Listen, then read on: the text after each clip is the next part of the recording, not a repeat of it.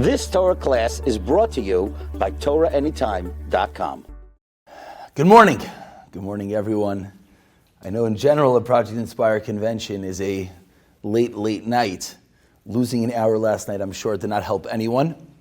So those who stayed and still are eager to hear a little bit more inspiration, a little bit more, as Rabbi Yossi just announced, it's time to recharge the batteries one more time, is incredible. And I hope it's siyata d'shmaya. I know everyone, I'm sure, already has, notebooks in their minds full of all the incredible knowledge, inspiration to take forwards. And I hope to add on a few nuggets. But in particular, what I'm hoping for is it's Sunday. Purim is Friday. It's the week of Purim. We just finished Parshas Zachar. We just finished Parshas Tetzaveh, inaugurating the Kalim. So I hope we're going to end with a few practical nuggets. And the plan is going to be, we have 5 days now. Sunday, Monday, Tuesday, Wednesday, Thursday. 5 days. And hopefully we can have a very short plan. 5 days. To go into Purim, maybe a completely different mindset. And as we'll end, we'll see from the words of Rav Hutner, that what happens on Purim, hopefully will stay with us for the whole year. So in as much as the title today is Redefining Tefillah, Tefillah is not just 3 times a day, but as we'll see, this is intrinsically connected to Purim, and hopefully it will allow us to really tap into something special. So to start, I had a conversation. We'll keep the conversation for 2 more moments. But let's start with understanding why Tefillah has anything to do with Purim. And then we'll go into Parshas Zachar. We'll add a little bit about the Kalim. And then hopefully it will all connect as we're starting to realize what really we're living. And Tefillah has to do with Purim is Esther, Mordechai. What does the Rambam teach us is the whole creation of Purim. The whole creation of Purim says the Rambam is to know, that for all generations we should know, we trust in the Torah, we dive into Hashem, you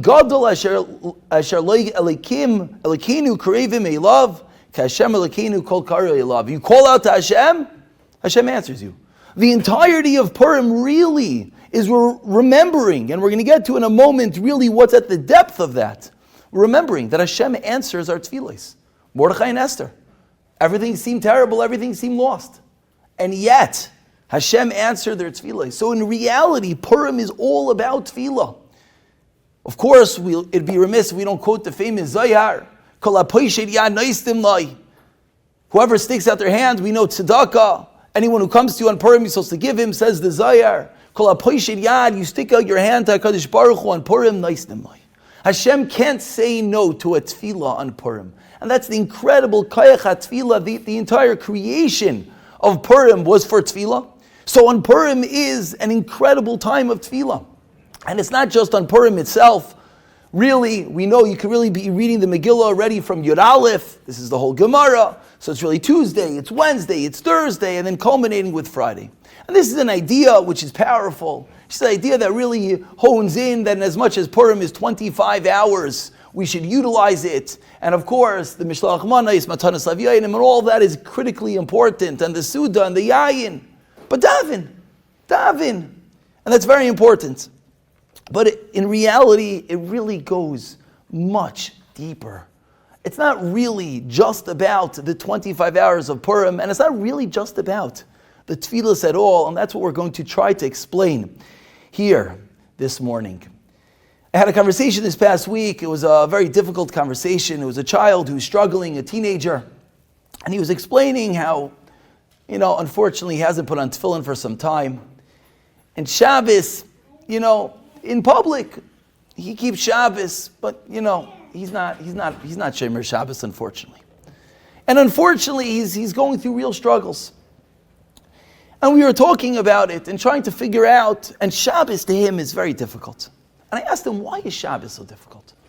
He didn't really have an answer. I said to him, let me paint you a picture. Imagine you're going to go away for 25 hours. similar to Project Inspire convention. You're going to go to a hotel with your friends. Everything is catered, perfect. There's no real malacha you even need to do. Would Shabbos be such a burden to you? And he says, I can't just do Shabbos.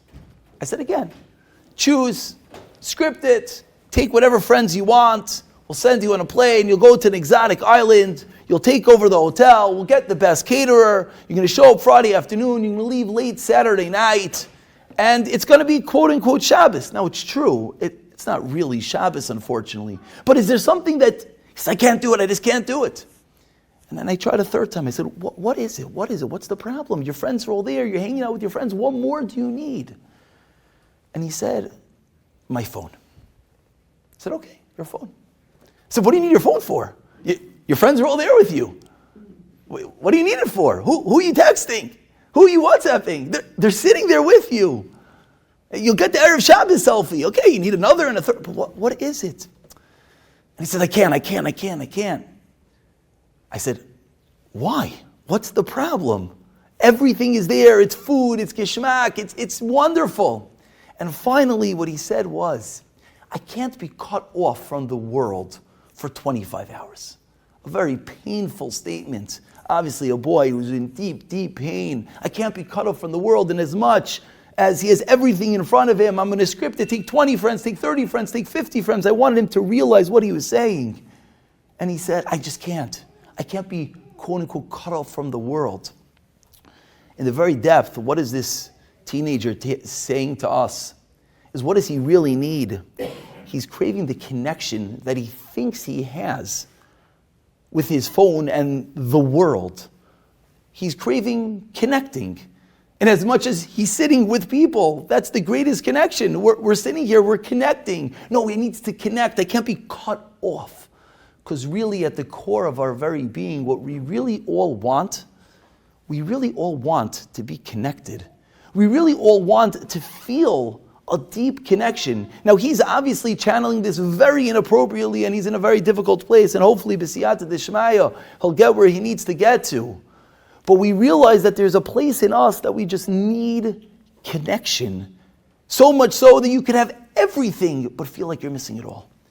Now that connection is really what we're going to try to find here this morning. Because that connection could really come in a very different way. And what's incredible is sometimes you could have people that they do daven 3 times a day. Shomer, Torah, mitzvahs, they do their davening, they do their learning, they do their chesed. And if you talk to them on a deep level, they'll tell you they feel like they're missing something. They feel like they're just not connected. They feel a void. What's the void? You just came from shul, you had a chavrusa, you checked off your daf, you went and you helped a friend. What are you missing? But they're missing a connection. They're missing something. What is that something that they're missing? And how perhaps could we tap into it? So let's for a few moments, let's understand really what's going on Purim. What's really the Melchemes Amalek? What really is happening?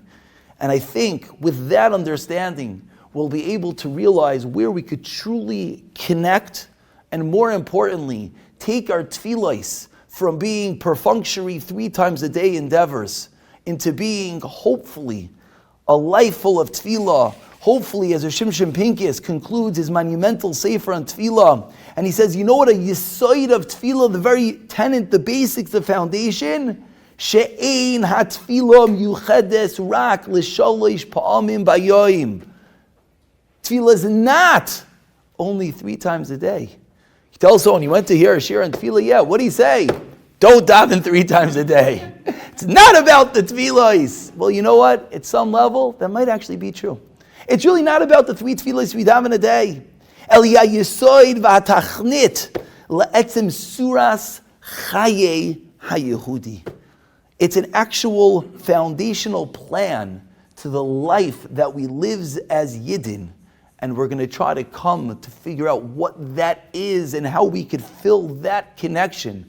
And then, hopefully those 3 tefillahs a day Yeah, keep on davening those 3 tefillahs a day. Keep on doing those kapitel of Tehillim and avada, checking that box and learning and doing all that chesed. But maybe, just maybe, we could find something a little bit deeper that will allow all these actions to connect, which will ignite and spark and make that void slowly close up. So we understand what's going on with Amalek.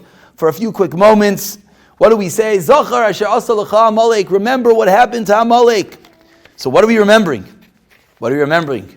We're taking once a year, we're just remembering this terrible action to Amalek.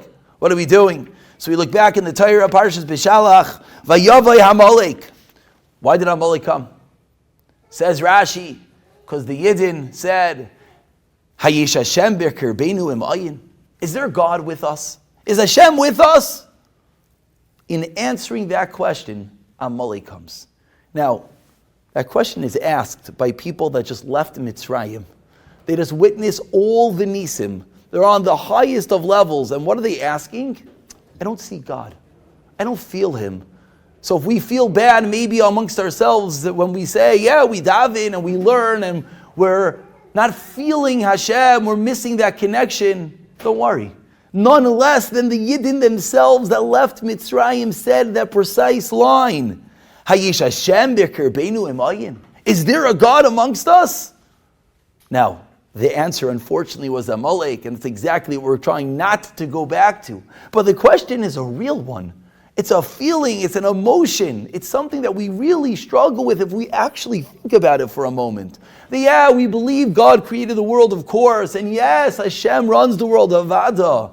But down to, I don't really see Him right here. I don't really feel Him right here. Do we really feel Hashem holding our hand like we're supposed to all day?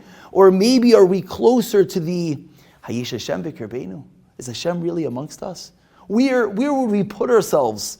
Where we put ourselves on a daily continuum, not of course while we're davening, avada, while we're davening, we know there's a God, and while we're learning, but where are we the rest of the day? Where are we maybe when we walk into the office, or maybe when we're hanging out with the kids, or maybe when we're just going out to eat? At that moment, are we still at the point of, yeah, of course, Hashem's right here with me? Or are we closer to the Hayesh Hashem b'kirbeinu imayin?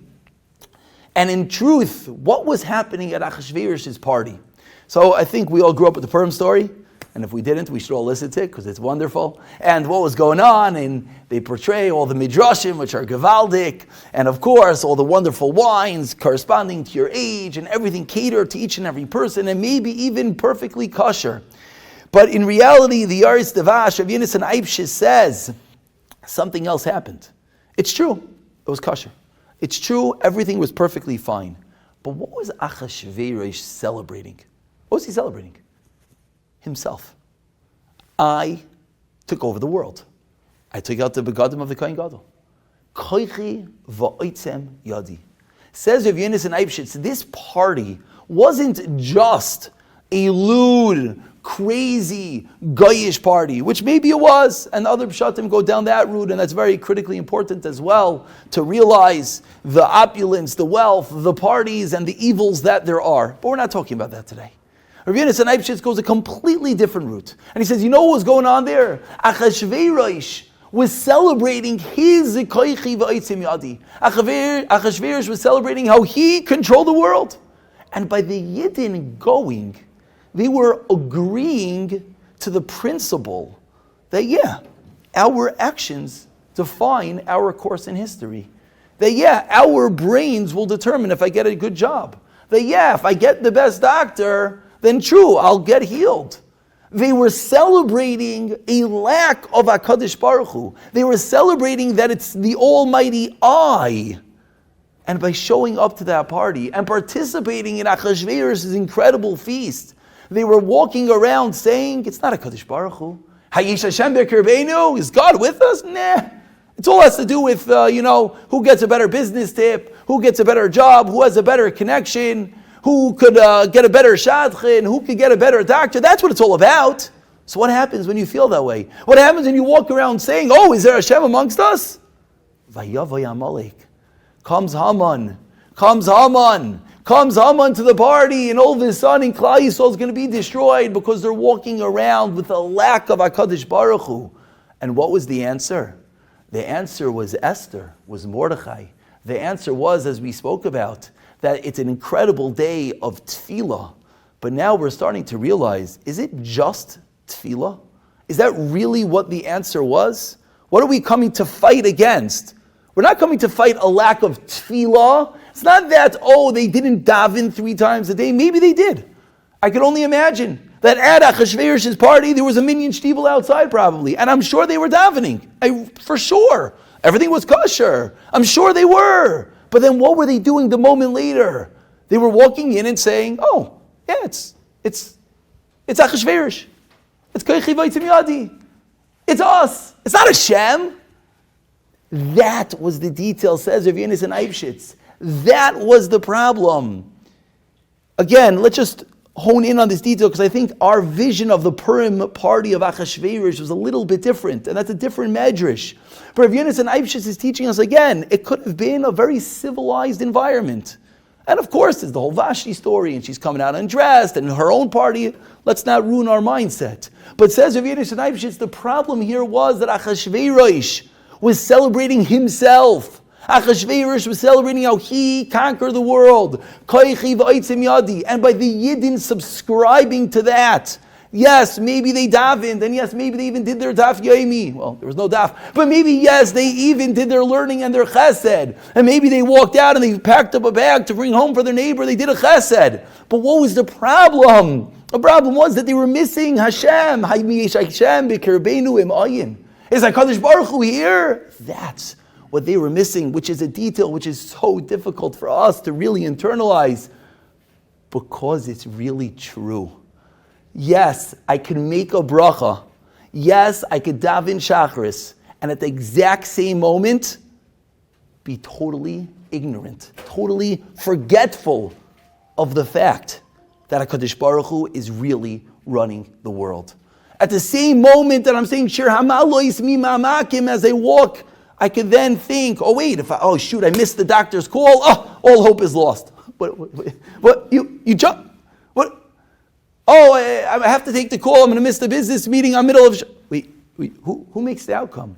We maybe know intellectually the answers, but do we live that way? By showing up to Achashverosh's party, they were subscribing to Hamayish Hashem B'Kirbeinu Im Ayin. They were subscribing to Amalek. They were subscribing to the fact that, things just happen on their own. It's not God that makes it happen. No. Koichi v'oitzim yadi makes it happen. So the answer to that, yes, was Tefillah. Yes, was Esther. Yes, was Mordechai. But it was a much deeper level of Tefillah. It's what we're going to try to determine. I think we're starting to paint the picture in our minds. It's called the life of Tefillah. It's those words of Shimshon Pincus, Lahachayois chayim hativiim im Hashem yisparach. To live a life on this world with Hashem. And if your mind is thinking, wait, this sounds very similar to bitachon. Isn't this what bitachon is? Well, of course. The two are actually one and the same. What does it mean to have bitachon? It means, yes, Hashem is not all the way up there only. He's also right here holding my hand. And what does it mean to daven? What does it mean to live? It means to realize, be cognizant at every single moment that, yes, Hashem is holding my hand. So when we're trying to figure out that connection that we're craving, and maybe we're wondering, I'm doing everything right. Well, maybe it's because everything is staying in its own little box. Yeah, we davened. Yeah, we learned. Yeah, we did a chesed. But do we do it with the recognition of, I need to do that because I'm in control? Because I make the shots? I have a job and I have to show up on time. Because if I don't show up on time, I'm going to have a problem. This is all issues of koichi v'oitzim yadi. Now, of course, I'm not espousing that people should be reckless and just, daven crazy hours and learn crazy hours and show up late to jobs and miss business meetings. Obviously not. But on the very depth, when we dig deep into our neshama and we ask ourselves, what are we really doing? And in reality, the day-to-day could look exactly the same. And that's why this is so, so tricky. The same person can wake up early and daven, and wake up early and learn, and go to the business, and go to the doctor's appointment, and come home late for a chavrusa, and then go to sleep. The same person. And one of them could do it with the recognition of Hashem, and one of it could do it that this is just the way I do it. And the answer usually is at those critical moments. Like we said, you said that kapitel of Tehillim and you missed the doctor's call. How do you feel at that moment? Do you feel, I'm never going to be able to get through to him again? All hope is lost. Well, if you feel that way, then we have a problem. If you feel, I had a meeting and, the person came late, came early, I came late, I came early, got stuck in traffic, something unavoidable, and all hope is lost. Well, that means that we're missing something very, very basic. Now, I want to go a drop deeper for a moment or two. There's an incredible Sfas Emes, and this is really going to allow us to tie this all together with really what's going to be happening with Purim. And then we're going to hopefully end with an incredible, practical piece of advice from my Rosh Yeshiva, Rechiel Peres Zatzal, from the Madrigas Adam, the Alter of the Vardik, something so incredible, I don't know why it's not more famous. And when I reread it again this past Shabbos in a book that came out with his Vadim of Faith Over Fear, it hit me like a lightning bolt. And that's what I want to share with you in a few moments. But before we get there, we're talking about davening. We're talking about connecting. We're just finished Parsha Zachar. This past week's Parsha, there was another detail in the Parsha that I want to bring into this conversation. And it's the detail of what goes on in the Beis HaMikdash. There's something called a Menorah. There's something called Ketores. And every single day there were a few avodas that happened in the Beis HaMikdash. There was a carbon tamid, of course. There was the cleaning out of the menorah, lighting the menorah. Machlokes when they did it, in the morning and in the afternoon. And then there was the ketores, in the morning and in the afternoon. Menorah and ketores. Menorah, you light something, light. Ketores, you burn something. But what's really ketores? It's the reach nichayach, it's the wonderful fragrance of the ketores. The menorah brings out, and Moshe Feinstein talks about this in one place, and the Sfas Emes really talks about this at length. Let's think about for a moment together, what is the menorah and what is the ketores? Menorah is light, sight, the sense of sight, to see. I can't see in the room unless I turn on the lights. That's the menorah. The ketores is the sense of smell. Says Moshe Feinstein, each one is extremely important. Often, our sense of smell comes to help us when our sense of sight can't. Simple example. You open up a bottle of milk. It looks perfectly fine, right? Everything's good. And sometimes you're like, I don't even want to smell it. I get a little nervous, So I'm just going to pour it in the coffee. And sometimes it talks to you. As you're pouring it in, you're like, okay, there went that cup of coffee. How did that happen? Says Rav Moshe, the sense of smell is a key, is a reminder, is there as a warning, something smells off. It's a terminology that we even use when it's not really a smell. Well, a businessman could analyze a deal, something smells off. Smells off? I think the paper smells. What do you? No. It's that chush. It's that sense that it's just a little bit off. That's the sense of smell. Says Rav Moshe, the sense of smell is there to remind us and to be a warning sign sometimes about look a little bit deeper. Don't just judge what meets your eye. It all looks perfect. It's great. Smell it. Smell a little bit deeper. Sfas Emes talks about, and we know what's the sense of smell. We know about Shabbos, right? We just did Havdalah. We had Eish and we have Bisamim. What's the Bisamim? We know Bisamim is a very holy sense. What is Bisamim? Sfas Emes is Mayrich. The sense of smell connects to your neshama. You're losing your neshama. You say, or you want to reawaken inside of you. The sense of smell connects you to your neshama. We can actually understand this. Something smells off. Something a little bit deeper is not adding up. Something is just not the way it appears. That's a little bit deeper. That's internal. That's your neshama talking to you. And yeah, it can even be in business, and it can be in everything. There's that extra sense is that we don't live just 2D lives, what's in front of us, what we see is what we get. No. Go a little bit deeper. Smell it. Go a little bit deeper. What is it? Now, these two things start off every single day in the Beis HaMikdash and end every single day. Every single day, and if you look at the Pasuk in Maftir, we don't have time right now, the Pasuk links the Menorah and the Ketores together. If we think about this for a moment, this is a charge to every day of our life. we have to be careful of our sight and of our smell. What does that mean? We have to be careful. How does it look what we're doing? The look, the sight, that's what's fake. I'm sorry. That's the 2D. That's the check boxes of life. Did you daven? Did you learn? Did you do chesed? Were you nice to someone? It's very important. You lit the menorah. You illuminated. You turned on the lights. Very important. But there's something a drop deeper that maybe no one in the world could see aside for yourself. Does it smell right? You did it all. You davened. Did you daven? No, you put on your tefillah and you said Shemona Esrei. Did your neshama daven? I said the word. No, one second. Did it smell right? Did your tefillah smell right? What do you mean, did it smell right? Again, let's go back to that business deal. You analyze the whole thing. You sense something is off. It smells off. What does it mean it smells off? It means there's something deeper that is lacking. Yeah, I davened. I said my Shemona Esrei. I did my daf. Wait. Did my neshama connect to what I'm doing? Did it go deep inside me? I'm supposed to walk out of a tefillah feeling connected. I'm supposed to leave a daf gemara feeling connected. I'm supposed to walk out of the hospital feeling like I did something. And it's not about the feeling. It's not that if you don't feel it, it's not real. But there's something deep within. There's the sense of smell, explains this Fas Emes. The sense of smell that is there to remind us. Don't live perfunctory checkbox lives. Don't just go through, you're going to Achashverosh's party, Hashem Yerachem, and you're at the shtibel outside, davening Shachris. What are you doing? You check the box. Okay, really? You daven Shachris as you put it down and you walk inside? Oh, you look at the walls, beautiful hechsher, everything's kosher. Wonderful. What are you going to do? You're going to celebrate Koichi V'aitzim Yadi. What are you doing? Does it smell right? Is your neshama where you are? Are you performing the ketores? Now there's an incredible detail about the ketores that no one knows.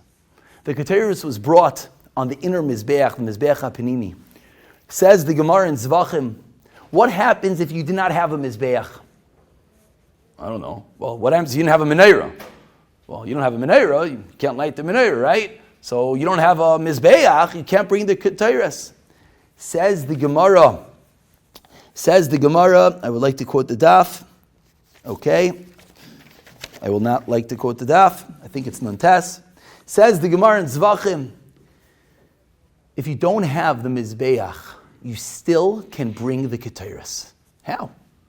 You bring it on the Makim HaMizbeach, says the Gemara. Explains the Mefarshim, if we're starting to realize that Ketores is the Reach, is the smell, is what's a little bit deeper, is what's more than meets the eye, is the depth, is the connection. Oh, now it makes a lot of sense.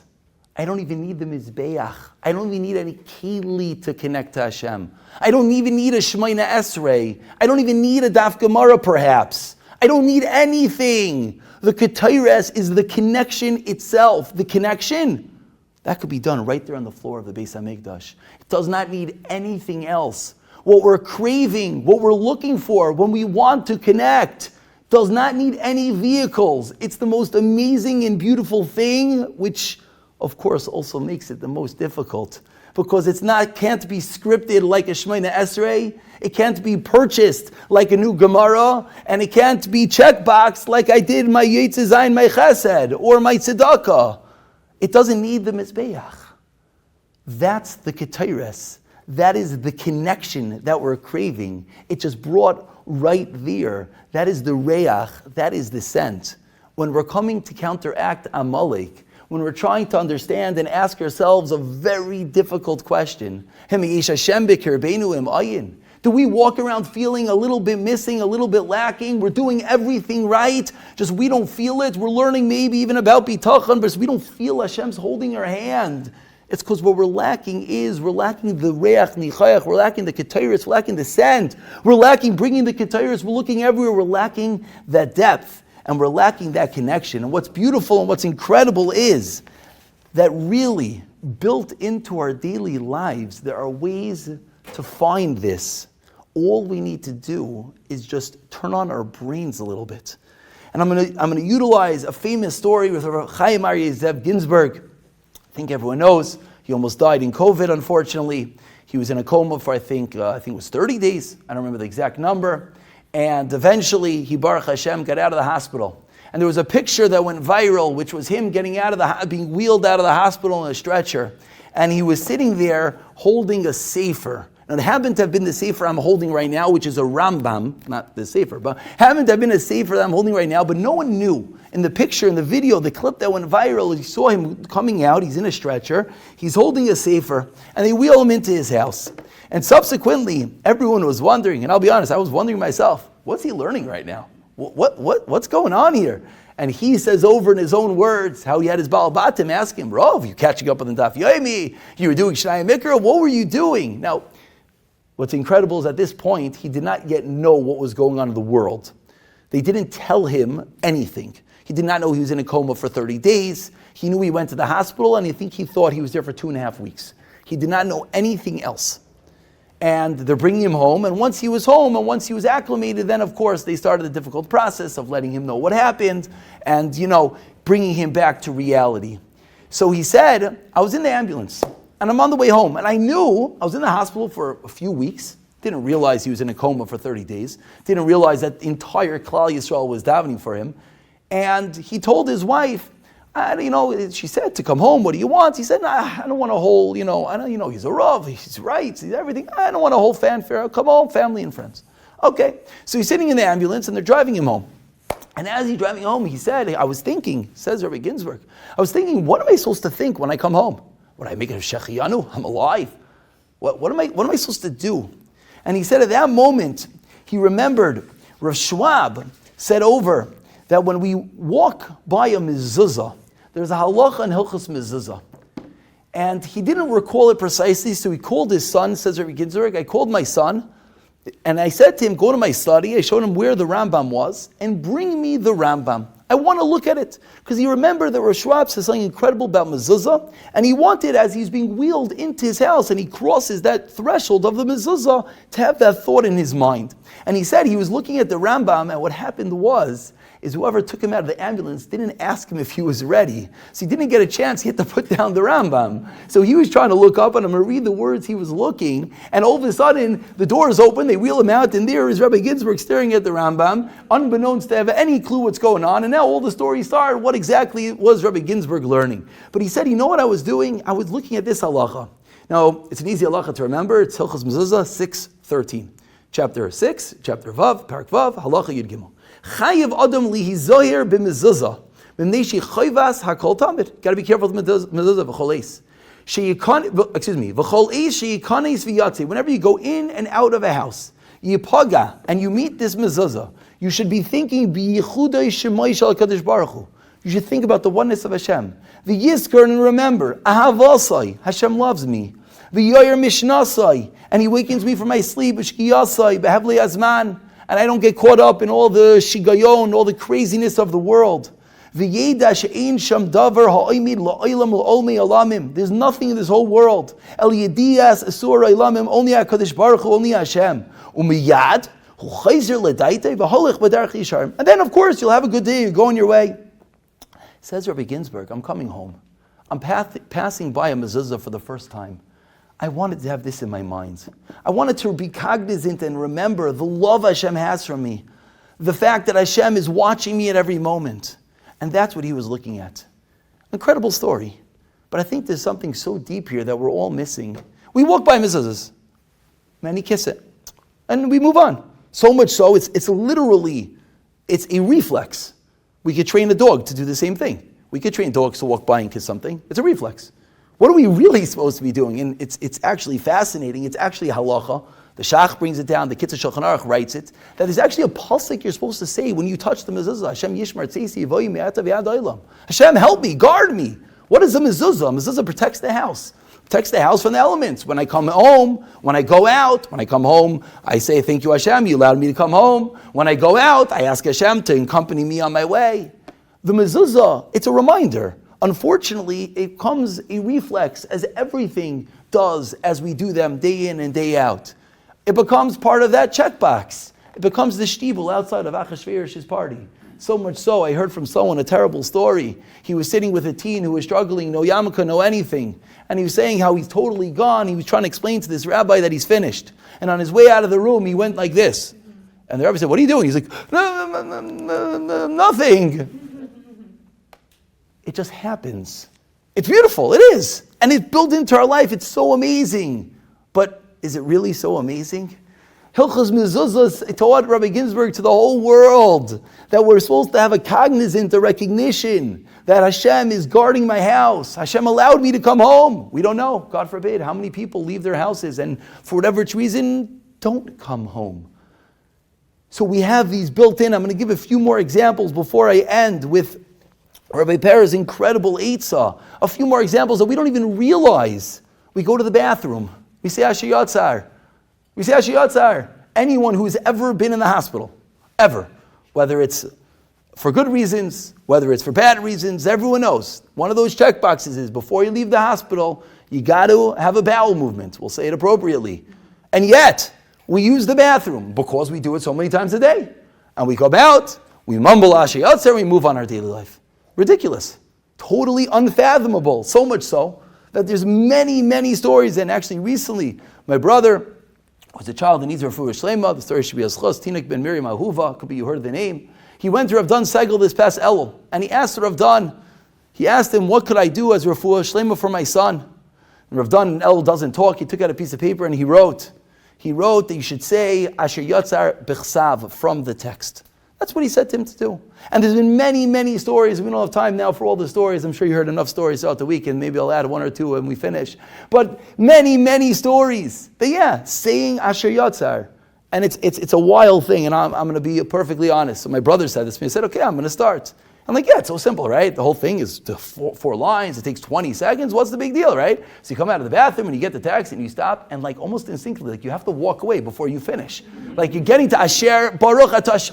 No, hold on, and wiping your hands. No, you have to. You're ready. We're ready, taking out our phone. We're ready, checking. Baruch Asher Yitzar Esa Adam. What are we doing? Even when we're trying, it's just so difficult. But that is a built-in connection. So maybe we say Asher Yatzar, I don't know. I'm not going to ask everyone their bathroom habits, but I don't know, 4, 5, 6, 7 times a day. But do any of those times we actually connect? Do we ever pause for a moment and say, oh my, Baruch Hashem, and then say Asher Yatzar? The 20 seconds is not the difficult part. If we actually stop and are cognizant of what happened and ask anyone when they come out of a surgery and when they can't use the bathroom, Hashem Yirachim, and then they start right afterwards, do they say Asher Yatzar with Kavana? Unfortunately, life takes over and they lose that. But if we're trying to reconnect and we're trying to bring Hashem back, not just from floating up there, not from Amish Hashem B'Kerbeinu, but bring Him back into us, we have to utilize the check marks that are built into the day. Tefillah Saderech. We travel. Nowadays, travel all over the world. We say Tefillah Saderech. Shailas, when do I say it? Where do I say it? There's one thing for sure. When you say it, where you say it, it's good shailas. But when you say it, what are you davening for? The amount of unlimited accidents and things that could really happen when a person is traveling. And yet, it's a shailah, which is beautiful. People ask, should I say it here? Should I say it here? And then it's okay. What are we doing? And yes, I'm pointing out that we should say the words properly, but I'm really pointing out something a little bit deeper than even that, because people actually do say the words properly sometimes. Because we're growing people, Baruch Hashem. And people try, and maybe people even say it from the text. The question is, are we cognizant of what we are doing? Or are we just lighting the menorah? We're turning on the lights. But are we smelling the ketayros? Does it smell right? Are we proud of those actions that we're doing? I'll give one more example, and then I'm going to conclude with the Eitz of Re'per. Last example is medicine. Medicine. We take medicine. There's actually a tefillah you're supposed to say before you take medicine. People have no clue what it is. It's a hiratzon. Mishnah Berurah brings down the kitzur, the chayadim. And I often try to point out, so you don't know what the tefillah is. And it's actually cute nowadays, the little kids, our world has gone very from, it's wonderful. The kids in 3rd, 4th, 5th grade in school, the girls, they make these cute little bookmarks, hang it on the fridge with the hiratzon. Excellent. Whether we know the hiratzon or not. But what's the purpose of the hiratzon? We're not going to remember the Yiratzim. That's okay. But what we could remember is before I pop those Advil for the terrible headache, before I take the antibiotics for the flu that came back the 17th time, before I give the kid the medicine as, the next kid's sick, the next kid is sick, welcome to the winter this year. Before we do that, do we pause and say, we know medicine doesn't work. Well, it doesn't work, but we know that medicine is not what makes things work. We know that in our minds. We know that it's Hashem that either allows the medicine to work or not. We all know this. I'm not saying any chiddush, as Mesil Sisharim says. What's right in front of us, we know it. But then, we're just too busy. We pop the 3 Advils and we continue working, hoping it's going to kick in so I can continue working. We're so silly. Pause for a moment. Stop. Hashem, please allow this medicine to work. I can have a clear mind. And I continue working like a mensch. That's all it is. That's a tefillah. And that is the most powerful tefillah. That is more powerful, perhaps, than any Shemona Esrei we say. And it's not my chiddush. Rav Shimshon Pincus says this in his Sefer. He says, one could be on the way to work, and maybe he davened Shachris this morning, maybe he didn't, and he's sitting in traffic. And at a moment of traffic, if he pauses and he says, hey, I'm going to miss the meeting. And what do? We get all aggravated. Everything. We start trying to figure it out. Says Rav Shimshon Pincus, according to every opinion in the world, at that moment, you have a chiyuv deoraisa to daven. You have a biblical obligation to turn to Hashem and ask for help.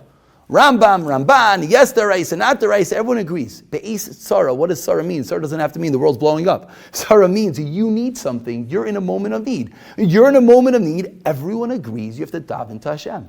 And that's the precise moment that we don't daven to Hashem. That's the precise moment that we walk into the we start figuring out, I'm going to outbeat ways, I'm going to figure out another back road that's going to make it work, and if I can't do that, I'll finagle a white lie to send an email to call a client that I was there, I wasn't there, they made a mistake with the meeting, it was supposed to be 20 minutes later, it wasn't supposed to happen, I'll walk in with the whole show, oh no, wait, oh yeah, okay, let's just get going, it's all good. We just davened Shachris in the shtibel of outside of Achashverosh's party. We walked in, koichi va'itzim yadi. It's time that we try to figure out a way to connect all the wonderful things that we're doing, to ignite the neshama within. This is all very difficult. The reason why this is very difficult because these are all things that we do every day. And maybe we even say all these tefillahs and we're maybe wondering how could we actually connect it. Surah Per has an incredible book, Faith of Rafir, which is based on his Vadim. He writes the following, and I'm going to read, it's not his words, it's a transcription, but it captures a little bit of the way the Re'per himself would speak. And he talks about brachos. That's the one area I didn't mention. I spoke about davening, I spoke about tefillah saderech, I spoke about saying a tefillah before you take medicine. Brachos. I spoke about Asher Yatzar. Brachos. How many brachos should, operative word, we make a day? Bracha Rishayna, bracha Achroina. How many? Unlimited. We eat crazy amounts, not just at a convention. Always. We eat. And it happens to be, I'm of the opinion, no, when you're home, you can make one bracha and it's for the whole thing. It's true. I agree. But still, what other bracha Achroina? Yeah, bracha Achroina. Yeah. I benched yesterday. No, then we work on benching. Okay, and what about B'rei Nefashos? B'rei Nefashos, you had a cup of coffee, B'rei Nefashos. Why don't we? It's a good question. It's a question that, I hang out a lot with teenagers. This question always bothered me. Like, we do so many things, but like brachos have psh. So listen to the words of Rabbi Per Zatzal. It is difficult to have kavanah when making brachos. Do you know why you do not have kavanah when you say brachos? Because you do not have kavanah when you eat. That is why you are not machavin in the bracha. If you would only appreciate and pay attention to the pleasure of the act of eating, the attention to the bracha would automatically follow. A man tries to be meticulous about his kavanah by shuckling and furrowing his brow. I say instead, enjoy the apple.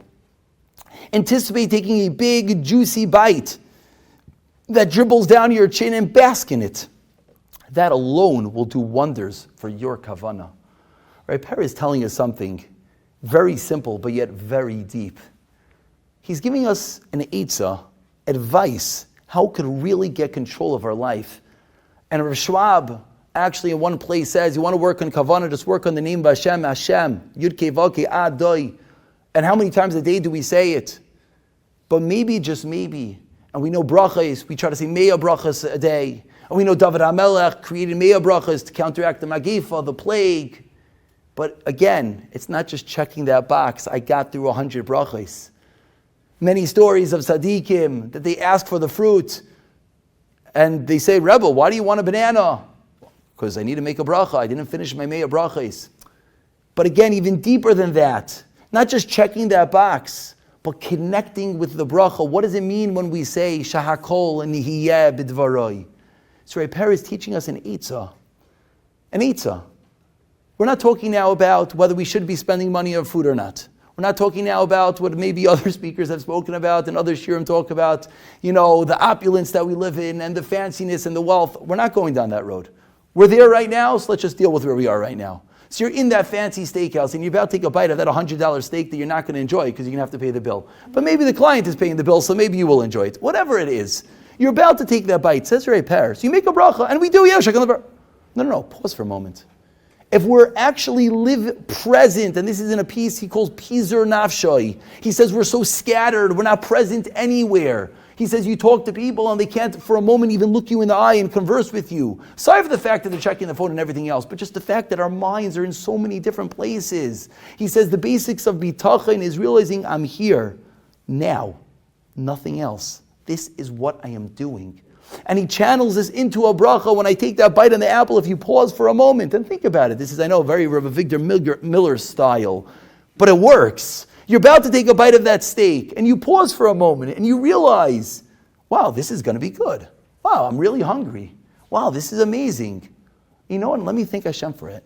It comes almost automatically now that when you make your shahakol, you're more grounded.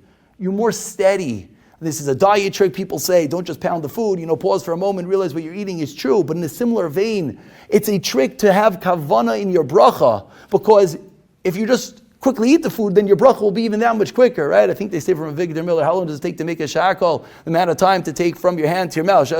That's how long the whole bracha takes, which is true. But maybe if we pause with the food in our hand, if we pause with the food on our fork, says Rechiel Perzatzal, if we pause there and we think for a moment, wow, this is going to be amazing.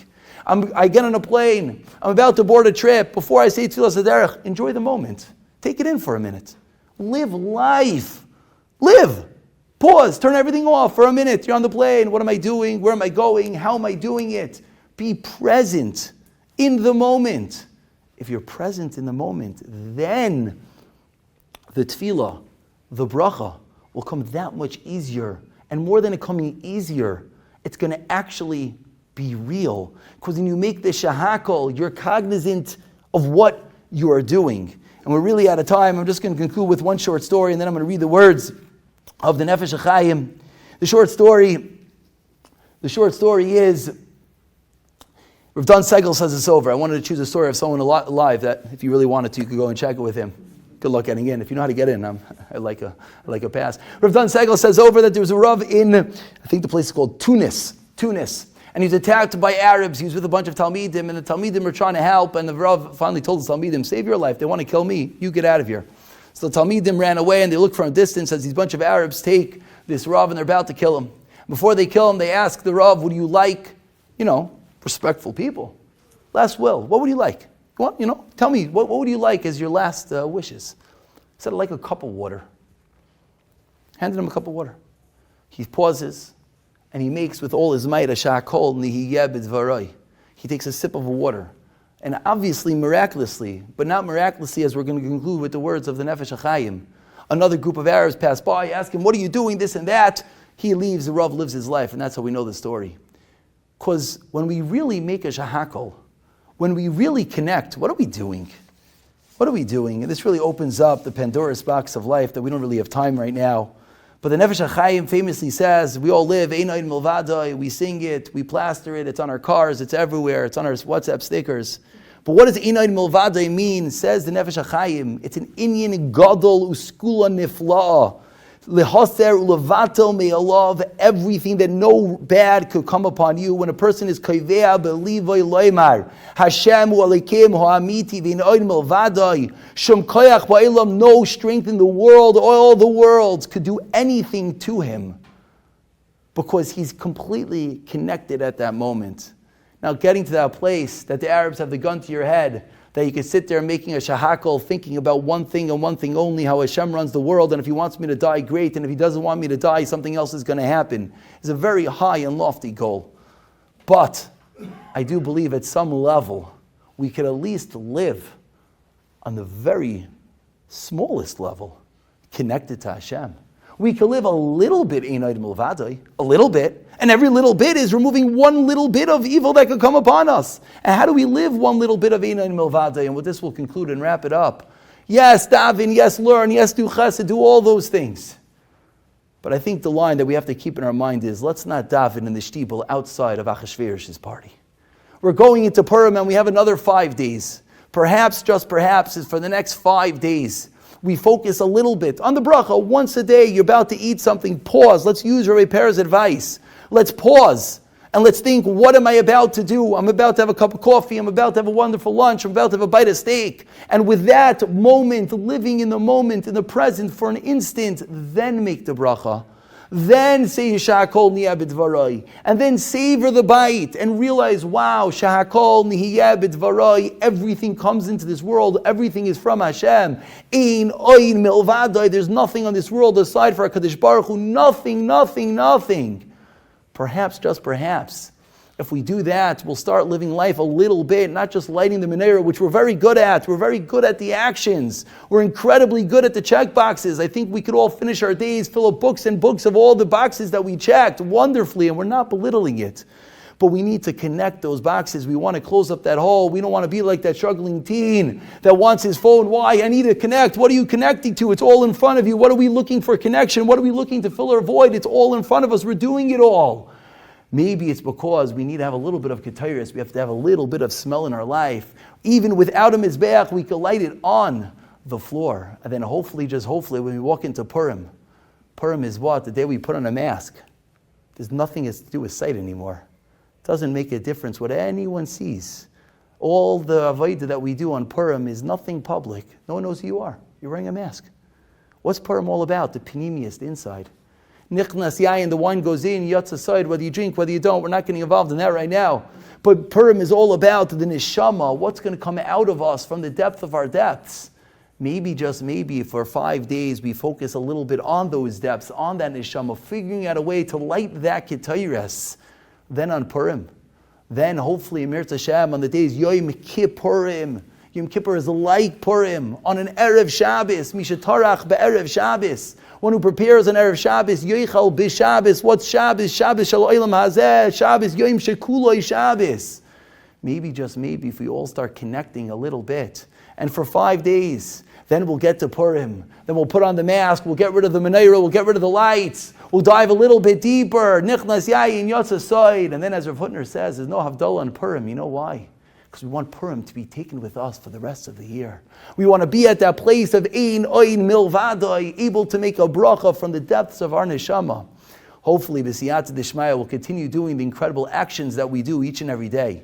And now, hopefully, with this Eitzah, we'll be able to connect them a little bit deeper, filling up the hole. And you know who will benefit the most? We'll all benefit the most.